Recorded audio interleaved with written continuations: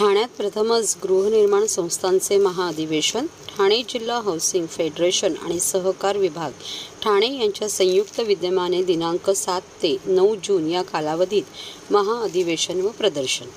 गृहनिर्माण संस्थांच्या पुनर्विकासात विविध समस्या व अडचणीबाबत चर्चा तसेच मार्गदर्शन करण्यासाठी दिनांक 7 जून ते 9 जून या कालावधीत ठाण्यातील कोकणीपाडा उपवन तलाव येथील मैदानात भव्य वातानुकूलित मंडपात गृहनिर्माण संस्थांचे महाअधिवेशन व प्रदर्शन आयोजित करण्यात आले आहे.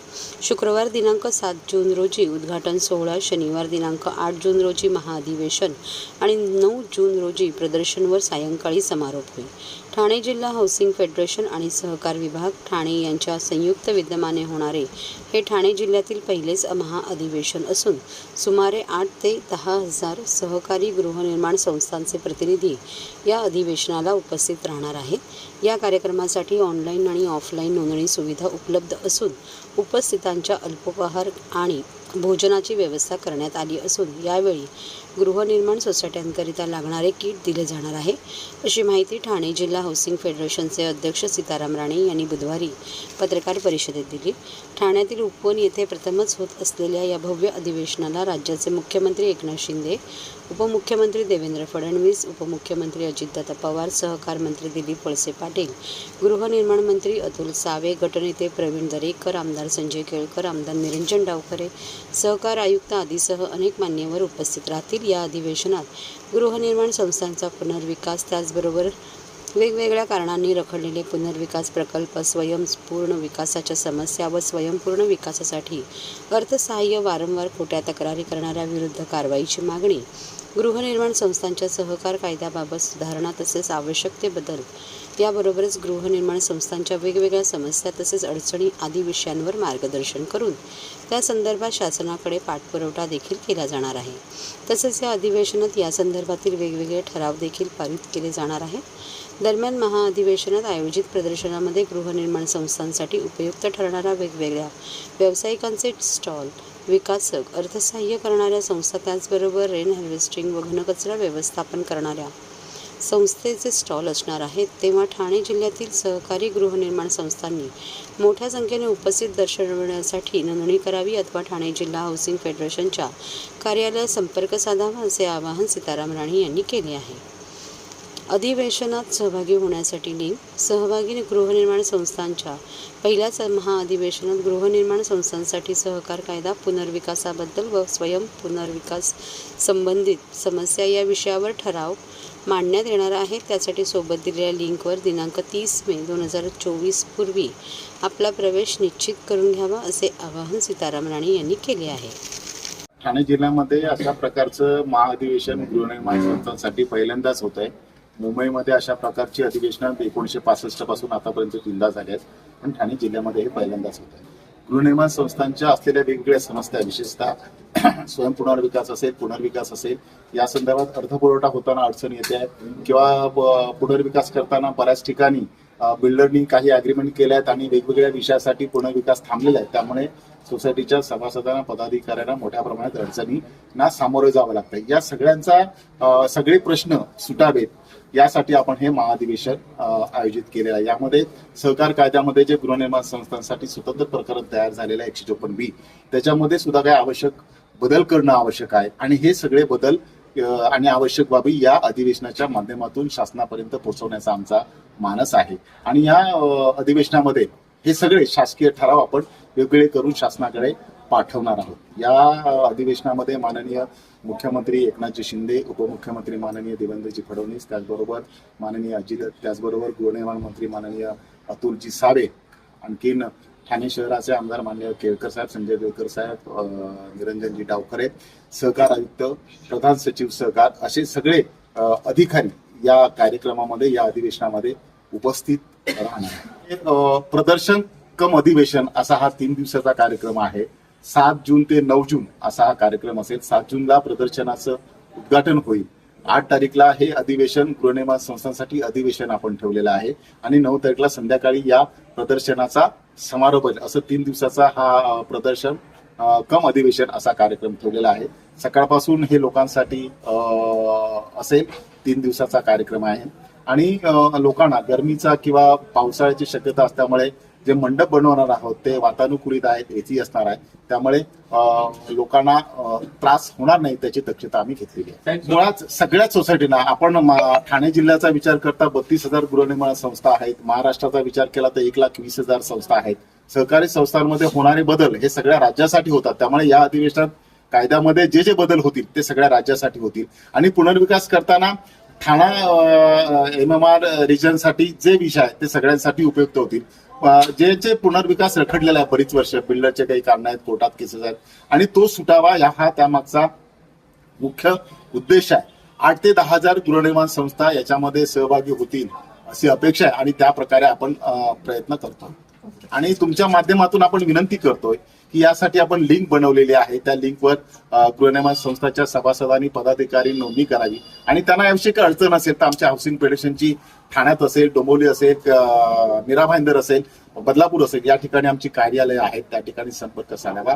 मात्र जास्तीत जास्त गृहनिर्माण संस्थांनी याच्यामध्ये सहभाग घ्यावा अशी तुमच्या वतीने मी विनंती करतो.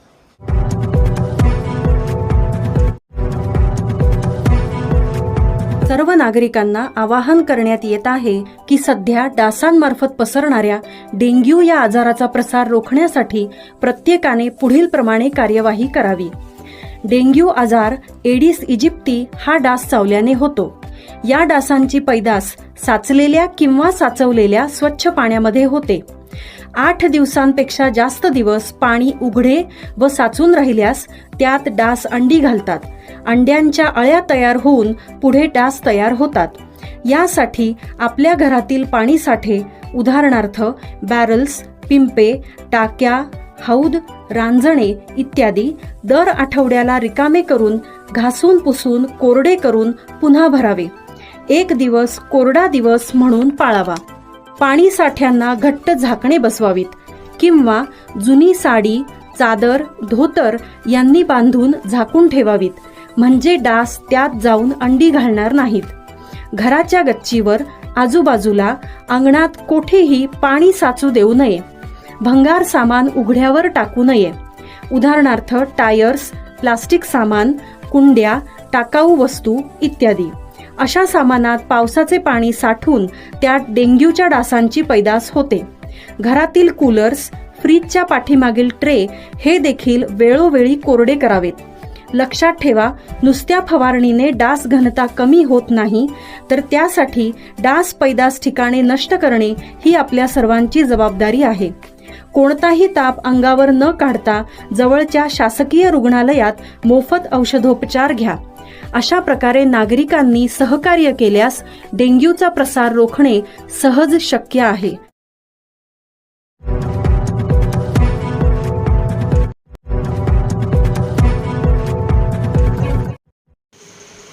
उन्हाच्या झळा आणखी तीव्र होणार असल्याने ठाणेकर अधिकच घामाघूम झाले असून त्यामुळे त्वचा विकार वाढीस लागले आहेत. सर्वसाधारण घामोळ्यांनी भलतेच हैराण झाले आहे. सिव्हिल रुग्णालयात त्वचा विभागात सर्वाधिक घामोळ्यांच्या रुग्णांची संख्या जास्त असून शरीराला जास्तीत जास्त थंडावा देण्याचा प्रयत्न ठेवावा. बाहेर फिरताना भरपूर पाणी, अंगावर सुती कपडे, हिरव्या पालेभाज्या, पाणीदार फळं खाण्याचा सल्ला त्वचा तज्ज्ञांनी दिला आहे. अवकाळी पाऊस, गारपीट यामुळे ऋतूचक्रच बिघडल्याचा भास होत असला तरी ठाण्यात उष्म्याचा पारा वाढला आहे.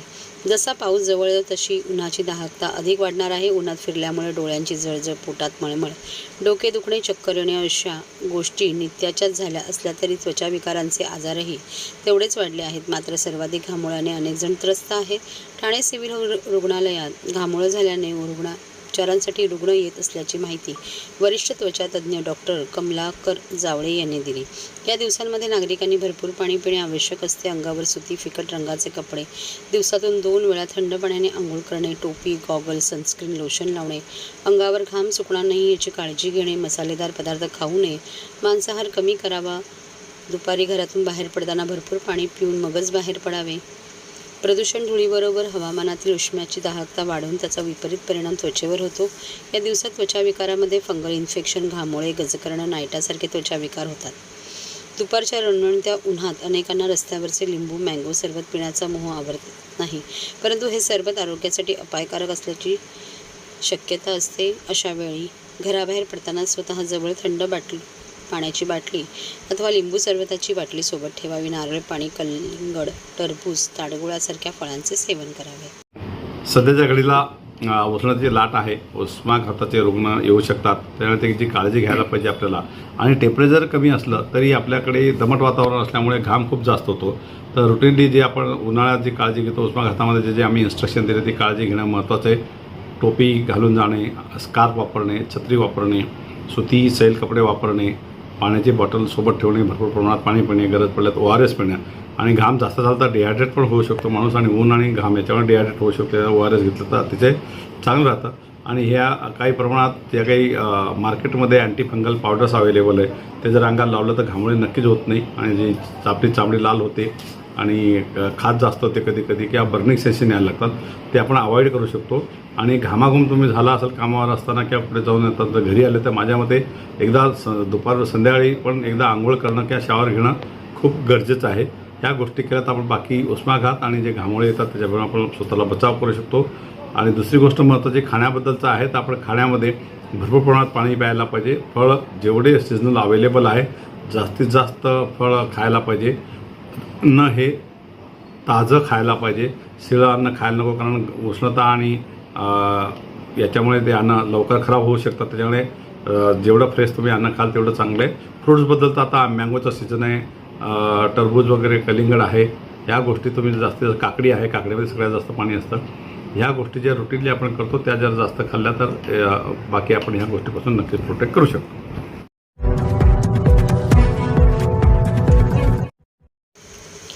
ठाण्यातील आदित्य गोखले हा 12वीच्या विज्ञान शाखेतील निकालात 94.50% मिळवून ठाणे शहरातून अव्वल आला. गणित विषयात 100पैकी 99 गुण मिळाले. PCM विषयात 96 मिळवले.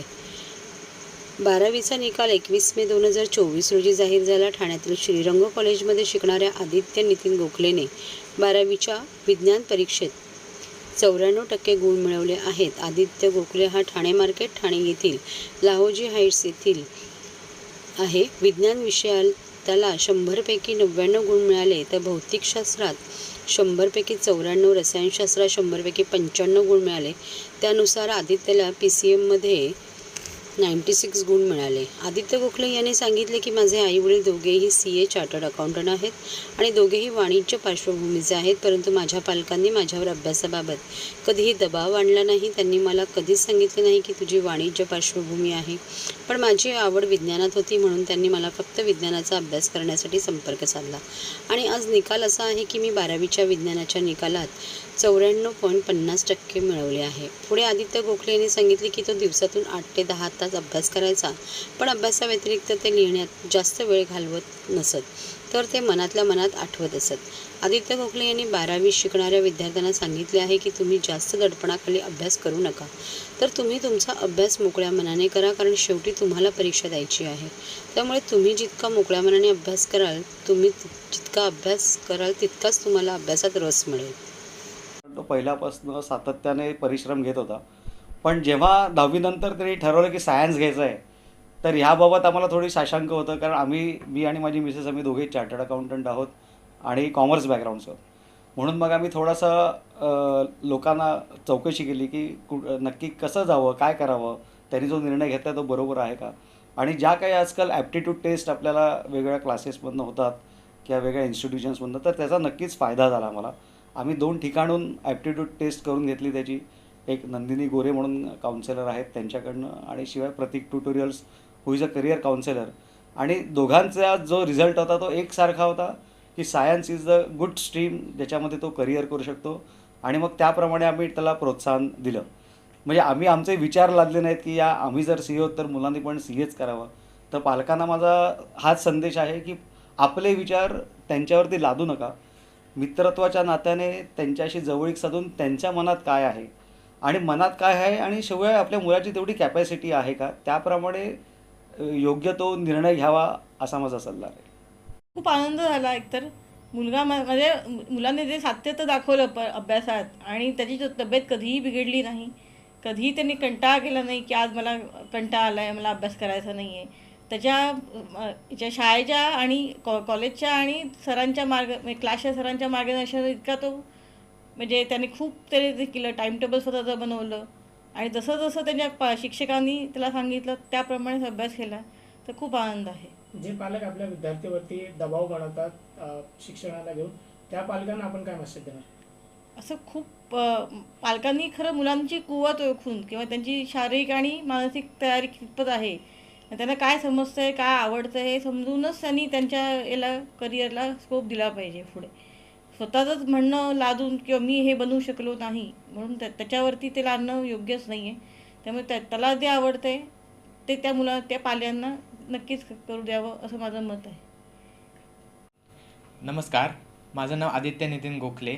मी इयत्ता 12वीमध्ये शिकतो आहे आणि आत्ता नुकताच 12वीचा निकाल जाहीर झाला आणि मला सायन्सच्या PCMमध्ये ओव्हरऑल 94.5% मिळाले आणि फक्त गणित विषयामध्ये मला मॅथ्समध्ये 99 आउट ऑफ 100 मिळाले. तर ठाण्यामध्ये तू प्रथम आहे, कशा प्रकारे वाटतंय, कशा प्रकारे आपली अभ्यास केली होती आणि पालकांचा कसा सपोर्ट होता? हो, नक्कीच मला खूपच आनंद होतो आहे आणि माझे जे काही शिक्षक आहेत किंवा ज्यांनी मला सपोर्ट केलं, माझे स्पेशली माझे पालक आणि बाकी पण माझे मित्रपरिवार वगैरे सगळ्यांनी मला खूप सपोर्ट केलं. त्यामुळेच मला वाटतं की मी इथपर्यंत पोचू शकलो. तर पालकांचं कसं सपोर्ट होतं तुला? पालकांनी मला खूप सपोर्ट केलं. म्हणजे आता मला म्हणजे घरी कधी कधी अभ्यास व्हायचा नाही तर मी क्लासला जाऊन अभ्यास करायचो. तर क्लासला आईवडिलांनी मला डबा पोचवून दिला. तर ते सगळं आणि बाकी अजून काही लागलं तर लगेच धावपळ करणे वगैरे, तर यांनी अशा प्रकारे मला खूप सपोर्ट केला. दिवसाला किती तास तू अभ्यास करायचा? दिवसातून मी जवळपास 8 ते 10 तास अभ्यास करायचो. पण मी जनरली असंच रेकमेंड करतो सगळ्यांना की तुम्ही किती तास अभ्यास करता यापेक्षा जास्ती महत्त्वाचं आहे की तुम्ही किती तास प्रॉडक्टिव्हली आणि इफेक्टिव्हली अभ्यास करतात. म्हणजे जरी तुम्ही 5 तास जरी अभ्यास करत असाल नॉर्मल इफेक्टिव्हली तरी it is well and good. एखादा विद्यार्थी जर अभ्यास करतो, तो स्ट्रेस घेतो, तुझ्या माध्यमातून त्यांना काय आव्हान असेल? मी असं म्हणेन की स्ट्रेस घेण्यात काही पॉईंट नाही आहे. बिकॉज स्ट्रेस घेतलं तर आपलं जे काय प्रिपरेशन केलेलं असतं इस्पेशली केमिस्ट्रीमध्ये, स्पेशली जे आपले फॉर्म्युले वगैरे असतात किंवा केमिस्ट्रीचे इक्वेशन्स वगैरे, तर ते आपल्याला स्ट्रेसमुळे कधी कधी विसरायला होतात. किंवा फिजिक्समध्ये फॉर्म्युले, मॅथ्समध्ये काय काय क्वेश्चन्स ते विसरायला होतात. तर स्ट्रेसमुळे काही होत नाही, उलटं आपलं प्रिपरेशन अजून खराब होईल. म्हणून मी असं म्हणेन की स्ट्रेस घेण्यात एवढं काही हे नाही आहे. एकदम आरामात राहा आणि आपले प्रिपरेशनवरती कॉन्फिडन्स ठेवायचा. जे पालक आपल्या विद्यार्थ्यावरती प्रेशर बनवतात, त्यामुळे कुठेतरी विद्यार्थी मानसिक तणावाला, त्या पालकांना तुझ्या माध्यमातून काय मेसेज असेल? तर विद्यार्थ्यांना प्रेशराईज करण्याची काही गरज नाही आहे. कारण प्रत्येक माणसाचं वेगळं टॅलेंट असतं, प्रत्येकाचं वेगळं पोटेन्शियल असतं. तर असं नक्की नाही की सगळे एकदम टॉपर असतील माझ्यासारखे. बट मी असं नक्की म्हणेन की प्रत्येकाचं वेगळे टॅलेंट असतील, तर त्याला जे करायची इच्छा आहे त्याला ते करू दे. पण हां, त्याच वेळी हे पण महत्त्वाचं आहे की जर तो चुकीच्या मार्गाला जात असेल, म्हणजे मोबाईल वगैरे खेळत असेल किंवा डिस्ट्रॅक्शन्स होत असतील, तर नक्कीच ते आपण थांबवले पाहिजेत. तर 12वी नंतर मला एरोनॉटिक्स आणि एरोस्पेस इंजिनिअरिंगमध्ये खूप इंटरेस्ट आहे. तर मी नंतर तेच करण्याचा विचार करतो आहे IITमधून. तर त्यासाठी मी आता JEE ॲडव्हान्सचं प्रिपरेशन करतो आहे. ती एक परीक्षा माझी 26 मेला आहे आणि त्याच्यासाठी आता JEE मेन्समध्ये मला 99.44% पण मिळालेले आहेत.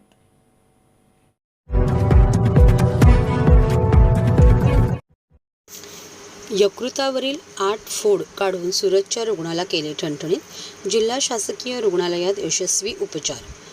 अमिबियामुळे यकृतावर तब्बल 8 फोड आलेल्या सुरत येथील व्यवसायाने वाहन चालक असलेल्या रुग्णांवर सिव्हिलमध्ये यशस्वी उपचार करण्यात आले आहेत. गुजरातमधील सुरत शहरात वाहन चालक म्हणून काम करणारे शांताराम चव्हाण 30 वर्ष यांच्या पोटात दुखू लागले होते. प्रारंभी सुरतमधील एका खाजगी रुग्णालयात शांताराम यांच्यावर उपचार सुरू होते, मात्र त्यांच्यावर उपचार योग्य पद्धतीने होत नव्हते. त्यांची परिस्थिती सामान्य असल्यामुळे खाजगी रुग्णालयात उपचार घेणे परवडत नव्हते. दरम्यान ठाणे सिव्हिल रुग्णालयात चांगले उपचार होत असल्याचे त्यांना समजल्यावर ते सिव्हिल रुग्णालयात दाखल झाले. सिव्हिल रुग्णालयात दाखल झाल्यानंतर ठाणे जिल्हा शल्य चिकित्सक डॉक्टर कैलास पवार आणि अतिरिक्त जिल्हा शल्य चिकित्सक डॉक्टर धीरज चव्हाण यांनी यकृतावर 8 फोड आले होते. अशातच त्यांच्या छातीत पाणीही झाले होते. रुग्णालयाच्या तज्ज्ञ डॉक्टरांनी त्यांच्या छातीमधील पाणी काढून नंतर मोठ्या कौशल्याने 8 फोड फोडून टाकले होते. 15 दिवसांच्या उपचारानंतर त्यांना नुकतेच घरी सोडण्यात आले आहे. महांगडे यांच्या मार्गदर्शनाखाली शांताराम यांच्या सर्व तपासण्या केल्या असता त्यांच्या यकृतावर फोड झाले होते, अशी माहिती वरिष्ठ सर्जन डॉक्टर निशिकांत रोकडे यांनी दिली.